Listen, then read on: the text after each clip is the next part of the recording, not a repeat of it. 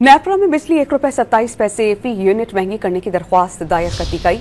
माहाना adjustment कीमत में इजाफे की दरख्वास्त पर समाअत 29 मई को की जाएगी। नेपरा में बिजली ₹1.27 फी यूनिट महंगी करने की दरख्वास्त दायर कर दी गई है। नेपरा की जानिब से जो दरख्वास्त की गई है वो अप्रैल में 10 अरब 51 करोड़ 30 लाख यूनिट्स बिजली पैदा की गई। दरख्वास्त में ये कहा गया कि अप्रैल में बिजली कंपनीज को 10 अरब 19 करोड़ 60 लाख यूनिट्स बिजली फराहम की गई है। बिजली की फी यूनिट लागत 8.95 पैसे और रेफरेंस लागत 7.68 रुपए थी। नेपरा में बिजली ₹1.27 फी यूनिट महंगी करने की दरख्वास्त दायर कर दी गई।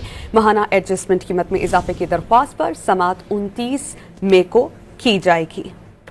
नेपरा में बिजली ₹1.27 फी यूनिट महंगी करने की दरख्वास्त दायर कर दी गई है। नेपरा की जानिब से जो दरख्वास्त की गई है वो अप्रैल में 10 अरब 51 करोड़ 30 लाख यूनिट्स बिजली पैदा की गई।